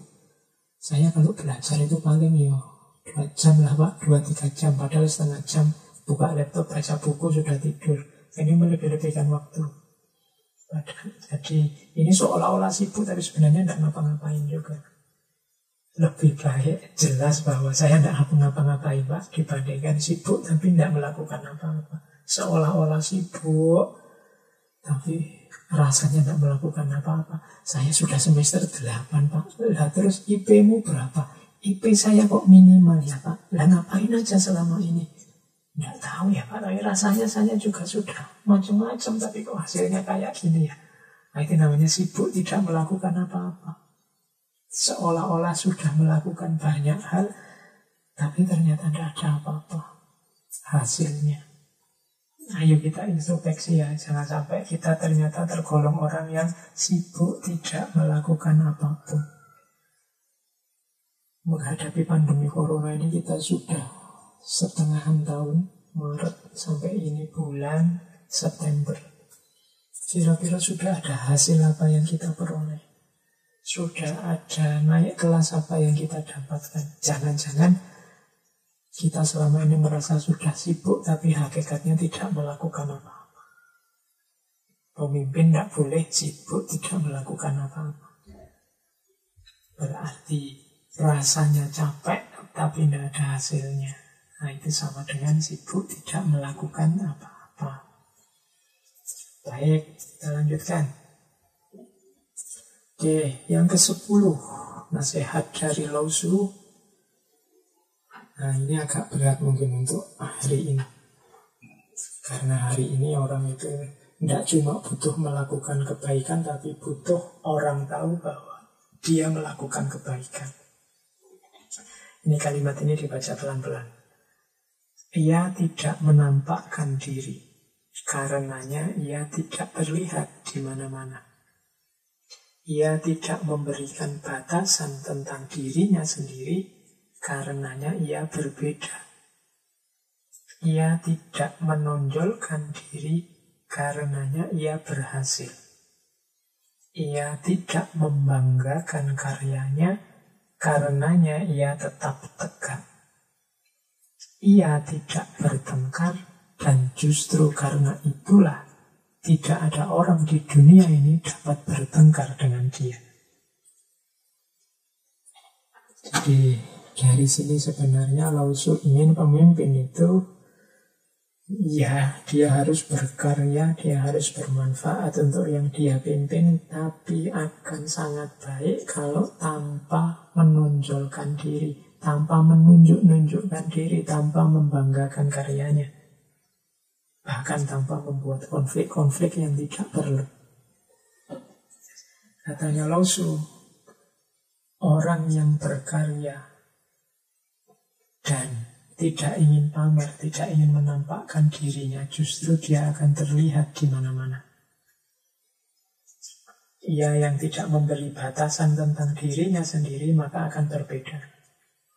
Ini maksudnya kadang-kadang kita ini kan membatasi diri kita bahwa aku ini orangnya begini, bidangnya ini, dan karyaku ini loh. Itu kan menunjukkan batas tentang dirinya. Tapi kalau bisa, tidak usah begitu. Nah, tadi ini dalam rangka hidup ini harus lentur. Kalau kita matok diri kita harus itu, nanti kita susah sendiri. Misalnya saya matok, aku ini orang filsafat, jadi ngerti cuma filsafat, bisanya ngomong filsafat, di luar filsafat aku tidak ngerti. Tolong jangan ngajak saya ngomong di luar filsafat misalnya. Ketika saya kaku dengan itu biasanya terus menyusahkan aku sendiri. Yang pertama susahnya apa? Apa benar aku itu ngerti filsafat semuanya? Dalam banyak hal di dunia filsafat, ya mestinya aku ya tidak ngerti. Kemudian apa benar aku itu tidak butuh bidang yang lain? Apa bisa filsafat itu misalnya lepas dari banyak hal yang lain, dari ekonomi, dari dunia sosial, dari budaya? Kemudian selanjutnya kalau aku membatasi diriku sekaku itu, apa ya aku itu tidak ngerti sama sekali tentang bidang ilmu yang lain? Apa mungkin orang hidup dengan filsafat saja?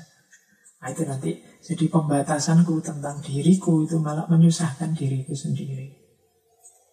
Kemudian jangan menonjolkan diri, karena justru dengan tidak menonjolkan diri seseorang bisa berhasil. Kalau ini lebih mudah dipahami karena orang yang menonjolkan diri, orang yang membanggakan karya selanjutnya itu kan biasanya orang yang sombong.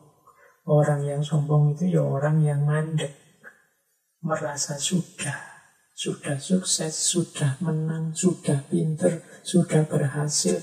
Ya kalau sudah kan terus dia tidak jalan lagi, mandek. Dan begitu dia mandek, itulah awal keruntuhannya.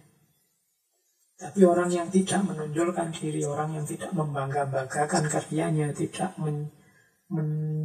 menyombongkan dirinya, itu orang yang merasa aku itu masih bisa lebih baik, aku itu belum terlalu baik, masih ada kurangnya. Itu kan orang yang masih bisa berproses lebih baik, sehingga dia bisa terus sukses. Kesuksesan A disusul kesuksesan B, lebih baik lagi, lebih sukses lagi kesuksesan C, lebih baik lagi kesuksesan D, meningkat terus. Maka ia yang tidak menonjolkan diri, karenanya ia berhasil. Ia yang tidak membanggakan karyanya, karenanya ia tetap tegak. Dan yang terakhir, ia yang tidak bertengkar. Dan justru karena itulah tidak ada orang di dunia ini dapat bertengkar dengan dia. Jadi jadilah orang yang tidak bisa diajak bertengkar. Kalau bahasa Jawa ini tidak bisa digarai, tidak bisa diprovokasi, tidak bisa dipancing untuk bertengkar. Kalau ada orang kritik dia, terima kasih. Kalau ada orang maki-maki dia sabar. Kalau ada orang mengadu-adu dia dengan yang lain, ya dia orang memang pikirannya beda-beda. Jadi tidak bisa diajak konflik. Orang yang semacam ini ditengkari tidak bisa. Jadi ditengkari itu diajak bertengkar. Nah, pemimpin kalau versinya Lao Tzu tentunya harus punya kualifikasi semacam ini. Terus kita lanjutkan. Ini beberapa quotes yang lebih inti tentang pemimpin. Yang ke-12. Pergilah, wahai pemimpin, dan temuilah masyarakatmu. Hiduplah bersama mereka, cintailah mereka, mulailah dari apa yang mereka tahu. Berkaryalah dengan apa yang mereka miliki. Dan pemimpin terbaik itu, saat pekerjaan tuntas, tugas selesai, masyarakat akan berkata, kita sendiri yang melakukan ini. Ini pelajaran dari Lao Tzu, pemimpin itu harus membaur dalam kehidupan masyarakat. Pemimpin itu harus levelnya sama di tengah masyarakat. Ya kalau levelnya beda, ada jarak, ya dia tidak akan paham, tidak akan ngerti situasi hidup masyarakat yang dia pimpin. Maka pergilah, temuilah masyarakatmu, hiduplah bersama mereka, cintailah mereka. Jangan mengambil jarak. Ya kalau mengambil jarak kita tidak tahu apa yang mereka rasakan, apa yang sebenarnya terjadi dalam hidup mereka. Jadi cintailah mereka, baru setelah itu ayo bikin program bersama, bareng-bareng. Ini kalau pakai bahasa para pujangga lama, inilah yang disebut manunggaling kawula Gusti. Antara pemimpin dan yang dipimpin manunggal jadi satu. Merancang kehidupan yang baik untuk semuanya bersama-sama. Jadi mulailah pertama dari apa yang mereka tahu. Jangan minteri mereka, karena biasanya pemimpin kan orang-orang yang lebih pintar. Terus minteri itu ya dengan kepinterannya dia memanipulasi yang dia pimpin. Dia menyusahkan orang yang dia pimpin dan seterusnya. Tapi bicaralah, rancanglah program diawali dari level pemahaman mereka. Mulailah dari apa yang mereka tahu. Kemudian berkaryalah dengan apa yang mereka miliki. Mulai bekerja bersama dengan sumber daya yang dimiliki di sana. Nanti kalau sudah sukses, pekerjaan tuntas, maka rakyat atau masyarakat akan bilang, inilah karya kita. Tidak masalah pemimpinnya dilakukan. Justru kalau pemimpinnya dilupakan, jadi tidak masalah pemimpinnya dilupakan, masyarakatnya mengklaim inilah karya kita, justru itulah pemimpin yang terbaik. Jadi pemimpin yang terbaik itu yang bisa menggerakkan rakyatnya untuk berkarya dan berproses menjadi semakin baik tanpa dia harus secara demonstratif tampil menjadi pelopor, menjadi terkenal, populer, enggak. Jadi diam-diam dia membaur di masyarakat, berkarya bersama mereka, dimulai di level pemahaman mereka sesuai dengan sumber daya yang dimiliki bersama, kemudian mencapai target-target tertentu dan masyarakat merasa bangga dengan kebersamaan itu dan merasa bahwa ini karya kami bersama, karya kita bersama. Kalau ada pemimpin yang semacam ini, dia pemimpin yang terbaik.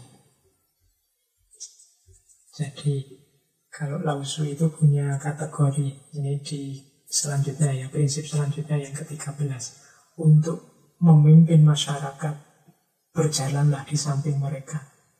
Pemimpin yang terbaik itu masyarakat tidak melihat kehadiran mereka. Ini pemimpin ranking 1. Pemimpin ranking 2, masyarakat menghargai dan memuji. Ini berarti kelihatan. Wah, hebat ini pemimpin. Kelihatan jadi pemimpin di situ. Ada level 3, masyarakatnya takut. Masyarakat takut itu yang menjalankan program-program karena takut dihukum. Ada yang keempat, masyarakatnya benci. Ini biasanya programnya tidak sukses, masyarakat itu benci. Nah, saat kerja pemimpin terbaik tuntas, masyarakat akan berkata, kita melakukannya sendiri. Jadi versinya Lao Tzu itu justru pemimpin terbaik itu menghasilkan karya-karya besar, kerja-kerja luar biasa, tapi dia sendiri tidak kelihatan. Ini pemimpin ranking 1 sudah. Masyarakat merasa, wah ini karya kita loh. Padahal skenario dan sutradaranya sang pemimpin ini. Ada ranking 2. Kalau ranking 2 ini ya masyarakat tahu benar bahwa pemimpinku ini pintar, pemimpinku ini hebat, terus ada penghargaan, ada pujian-pujian. Ini masih bagus. Meskipun sebenarnya tidak yang terbaik. Di bawah itu ada yang masyarakatnya takut kepadanya. Jadi masyarakatnya khawatir ini kalau saya tidak melakukan ini, nanti dihukum. Kalau saya tidak menjalankan ini, nanti ada efeknya, ada resikonya. Jadi masyarakat takut. Dan pemimpin ranking paling bawah itu masyarakatnya benci sama pemimpinnya. Kalau sudah benci ya program pasti macet semua, atau tidak jalan semua, atau jalan tapi efeknya tidak seperti yang diinginkan. Nah, parameternya apa? Pemimpin terbaik, dia tidak kelihatan, sehingga kalau sukses, masyarakat merasa ini karya kami. Oke, ini versinya Lao Tzu. Silakan teman-teman mendiskusikan. Teman-teman ini kan pemimpin semua di levelnya masing-masing. Kalian itu seandainya pemimpin yang terbaik tadi, ataukah pemimpin yang dipuji-puji, dihargai masyarakat, ataukah pemimpin yang ditakuti, atau jangan-jangan yang dibenci. Terus selanjutnya, ini nasihat kepada para pemimpin untuk mantap dalam bertindak, tidak mudah terpengaruh. Jadi setelah pemimpin membangun karakternya dengan mantap seperti yang ada di depan tadi, ada tahapan dia harus menegaskan diri, meneguhkan diri. Ini kalimatnya Lao Tzu seperti ini. Kalau seseorang sudah percaya, ia tidak akan berusaha untuk meyakinkan yang lain. Kalau seseorang sudah nyaman, ia tidak akan meminta persetujuan orang lain. Kalau seseorang menerima dirinya sendiri, seluruh dunia akan menerimanya. Jadi ini nasihat selanjutnya dari Lao Tzu. Yang pertama, pemimpin kalau memang sudah punya rencana-rencana yang baik, program-program yang baik, yang sudah matang didiskusikan, jalankanlah. Mungkin kiri kanan masih ada yang mengkritik, tapi kalau engkau sudah yakin, percayalah. Mungkin orang menuntut, diyakinkan, mengkritik, gunanya apa, manfaatnya apa. Tapi kalau engkau sudah yakin, sudah percaya, jalankanlah. Kalau orang sudah percaya, dia tidak akan capek-capek berusaha meyakinkan orang lain. Saya jelaskan maksud saya ini. Nah, kalau orangnya, saya tidak terima, bla bla bla, ya sudah. Tapi saya yakin ini program saya baik. Nah itu pemimpin yang punya pendirian, punya prinsip. Karena kalau mendengarkan suara kiri, suara kanan, biasanya terus tidak jadi jalan. Tidak ada tadi perjalanan ratusan mil dimulai dari satu langkah kecil. Tidak mulai-mulai, diskusi terus. Kalau seseorang sudah nyaman, ya dia tidak akan minta persetujuan orang lain. Aku sudah cocok, menurutku ini yang baik. Jadi pemimpin juga harus punya self-assertion, harus punya self-confidence. Dia nyaman, tidak butuh lagi komentar orang, provokasi orang. Dan kalau orang sudah menerima dirinya sendiri, seluruh dunia akan menerimanya. Itu rumusan hukum alamnya. Terus selanjutnya menurut Lao Tzu, kalau ini populer sekali, anak-anak yang belajar hukum pasti pernah dengar quotes ini. Semakin banyak hukum dan aturan diciptakan, akan semakin banyak pula penjahat dan pelanggar. akan semakin banyak pencuri dan perampok. Itu sebenarnya makna letter luck-nya. Ya, semakin banyak hukum, semakin banyak aturan, pastinya semakin banyak pelanggaran. Kenapa begitu? Ya, karena ini mirip pagar. Semakin banyak pagar itu kan semakin mudah kita nabrak pagar. Semakin sedikit pagar, semakin sedikit juga kita ketabrak pagar. Hukum aturan itu kan seperti pagar. Apa kalau gitu kita tidak perlu hukum saja, Pak? Tidak. Ini maksudnya lausu apa? Lebih penting menyadarkan orang melakukan yang benar dan yang baik daripada membuat hukum dan aturan. Hukum dan aturan itu kan kayak pagar. Daripada nambah pagar biar kita tidak injak-injak tanaman, kan lebih baik orangnya disadarkan untuk tidak injak-injak tanaman. Kan logika sederhananya begitu. Maka digarap orangnya lebih penting daripada ditambahi aturannya. Gimana orang sadar sendiri, gimana orang punya kesadaran moral, kesadaran hukum, kesadaran mental, kesadaran hidup yang positif, hidup yang benar, ini lebih mudah.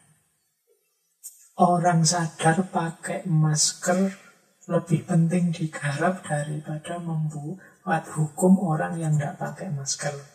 Ya meskipun pada titik tertentu kita butuh hukum itu ketika orang sama sekali tidak bisa disadarkan lagi.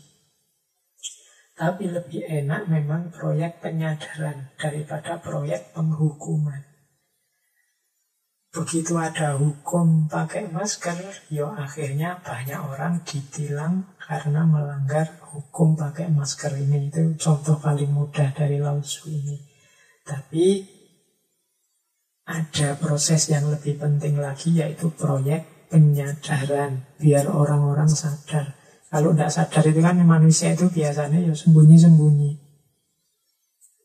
Ada polisinya enggak ya? Kalau tidak ada ya sudahlah, tidak pakai masker, dia tidak sadar. Tapi kalau dia sudah sadar, pakai, ada polisi apa enggak ya dia akan tetap pakai. Semakin banyak hukum dan aturan, semakin banyak penjahat dan pelanggar.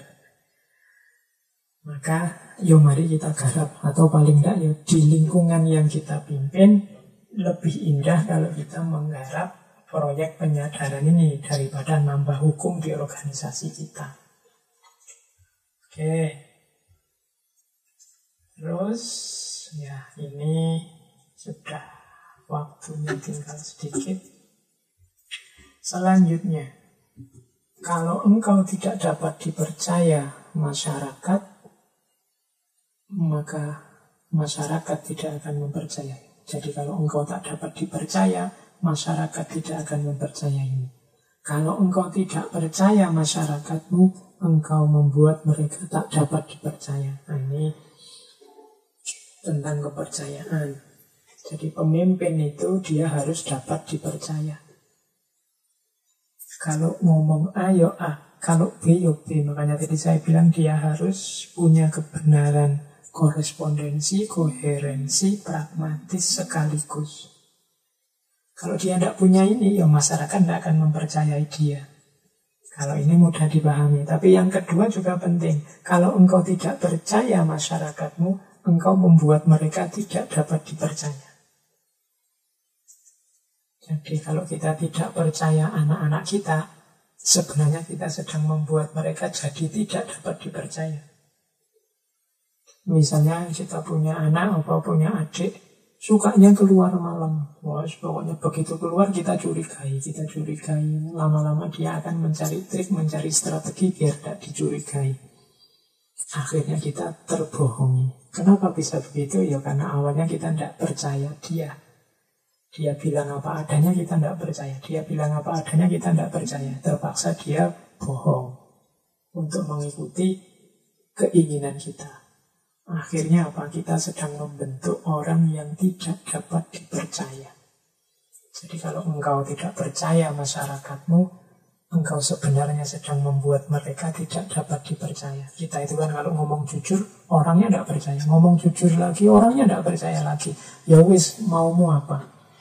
Akhirnya kita kan terus ngomong sesuai yang dia inginkan. Berarti kita latihan untuk bohong akhirnya. Jadi dia yang mepet kita terus, itu akhirnya membuat kita jadi orang yang tidak dapat dipercaya. Jadi ini ada timbal balik. Jadi kalau kita ingin membuat orang yang kita pimpin, mungkin anak kita, mungkin adik kita, murid kita, bisa dipercaya, justru kita percayai dia. Dosen misalnya merintah muridnya bikin tulisan, begitu dia ngumpul kita curigai dia. Oh ini dari Google ya? Enggak Pak, saya nulis sendiri Pak. Menurut saya kamu mesti copy paste dari Google. Enggak Pak. Jadi kan sebenarnya kita seperti tadi lama-lama akan membuat dia, oh iya Pak saya ngambil dari Google. Kita membuat dia jadi orang yang tidak dapat dipercaya. Akhirnya dia lebih milih bohong saja. Atau begitu kita curiga seperti itu, terus dia akan bikin dalih yang lain. Meskipun dia tahu bahwa dia juga sebenarnya ngambil di Google. Lebih enak apa? Kita percaya. Kalau versinya Lao-Tzu ya, kita percaya dalam arti, oh ya, aku percaya kamu itu pinter, aku percaya kamu itu mahasiswa yang jujur selama ini, kamu termasuk yang saya sayangi. Jadi insya Allah kamu nulisnya pasti tidak plagiat, tidak bohong. Kalau kamu ngutip ya kamu sebut sumbernya. Insya Allah aku percaya. Insya Allah nilaimu bagus. Loh ini biasanya terus mahasiswanya terus jadi tidak enak, mahasiswanya terus jadi tidak nyaman kalau dia bohong. Sama anak-anak kita juga begitu. Kalau kita percaya, dia sendiri kemudian terbentuk jadi bisa dipercaya. Ya sebenarnya aku bisa bohong sih ke orang tua, keluar ini alasannya belajar padahal nongkrong. Tapi lama-lama tidak enak juga ya kalau bohongi orang tua. Loh, ini berarti apa? Membentuk masyarakat jadi bisa dipercaya karena sebelumnya sudah dia kita percaya. Oke, kemudian ada lagi quotes. Nah ini, kalau ada orang tampak jahat, jangan membuangnya. Sadarkan dia dengan kata-katamu, hargai dia dengan perbuatanmu, tukar kekurangannya dengan kebaikanmu. Jangan membuang dia, buanglah kejahatannya. Ini nasihat untuk kita semua hari ini ya. Kadang-kadang kita itu tidak suka sama perbuatan seseorang, tapi kemudian ketidaksukaan kita itu kita arahkan pada orangnya, bukan pada perbuatannya. Nasihatnya Lao-Tzu, kalau ketemu orang yang tampaknya ke orang ini jahat sih, jangan dibuang orangnya, tapi direvisi kejahatannya. Caranya apa? Sadarkan dia dengan kata-katamu, hargai dia dengan perbuatanmu, tukar kekurangannya dengan kebaikanmu. Jadi buat dia sadar, kemudian perlakukan dia secara manusiawi, dihargai. Kemudian tetap kita berbuat baik padanya. Ini namanya menukar kekurangan dengan kebaikan. Insya Allah dengan usaha kita ini, ya pastinya Allah akan membantu, akan terrevisi kejahatannya. Jadi bukan orangnya yang dibuang, tapi kejelekannya yang direvisi. Kadang-kadang kita terbiasa yang sebaliknya, kepada orang jahat tidak kita sadarkan dengan kata-kata, tapi kita maki-maki. Tidak kita hargai dengan perbuatan, tapi kita balas dendam dengan perbuatan. Tidak kita tukar kekurangannya dengan kebaikan, tapi kita tukar dengan yang lebih jelek lagi. Nah, akhirnya ya konflik, kita punya musuh, kadang-kadang malah dari satu musuh jadi 2-3 musuh. Kadang-kadang malah jadinya kita lebih jahat daripada dia. Maka menurut Lao-Tzu, jangan perhatian pada orangnya, tapi perhatian pada perbuatannya. Disadarkan, dihargai, dibalas dengan yang baik. Kemudian terakhir, sebenarnya masih banyak yang dari Lao-Tzu ya, pokoknya karena waktunya terbatas. Terakhir, seorang pemimpin harus ingat, selesaikan tugas tanpa merasa bangga. Selesaikan tanpa memamerkan, selesaikan tanpa keangkuhan, selesaikan tanpa merebut atau mengambil, selesaikan tanpa memaksa. Mari kita jalankan tugas kepemimpinan tanpa harus merasa bangga. Wow, aku ternyata pemimpin yang hebat. Siapa yang bisa kayak aku? Nah, itu ada yang salah kalau ini yang kita lakukan. Selesaikan tanpa memamerkan. Ini loh kesuksesanku. Ini loh keberhasilanku. Selesaikan tanpa keangkuhan. Tidak ada yang seperti aku. Yang lain di bawahku semua. Selesaikan tanpa merebut atau mengambil. Selesaikan tanpa memaksa. Jadi mungkin yang kita lakukan kebaikan, hasilnya juga baik, tapi kalau itu kita lakukan diiringi rasa bangga, diiringi pamer keangkuhan, dengan cara mengambil, merebut, memaksa, maka tidak ada gunanya kebaikan yang kita lakukan, tidak ada gunanya prestasi-prestasi kita. Jadi ini nasihat dari Lao Tzu kepada para pemimpin. Baik, teman-teman. Nah, masih ada satu lagi saya tambah. Terakhir ini, paling akhir. Kesempurnaan adalah kesediaan untuk tidak sempurna. Jadi kalau kita sebagai pemimpin, sebagai manusia, sebagai apapun peran dan fungsi kemanusiaan kita mainkan, ingat-ingatlah rumus bahwa kesempurnaan adalah kesediaan kita untuk tidak sempurna. Setiap manusia menginginkan semakin baik, semakin baik, semakin sempurna, semakin sempurna. Tapi justru titik sempurna itu terdapat pada kesediaan kita untuk menjadi yang tidak sempurna. Kesadaran kita bahwa kita manusia biasa yang tidak mungkin sempurna. Termasuk ngaji ini. Pasti banyak ketidaksempurnaannya, maka kurang lebihnya saya mohon maaf. Insya Allah minggu depan kita pungkasi sesi kepemimpinan ini dari pandangan falsafah Jawa tentang kepemimpinan. Kurang lebihnya mohon maaf. Wallahul muwafiq, wallahu a'lam bissawab.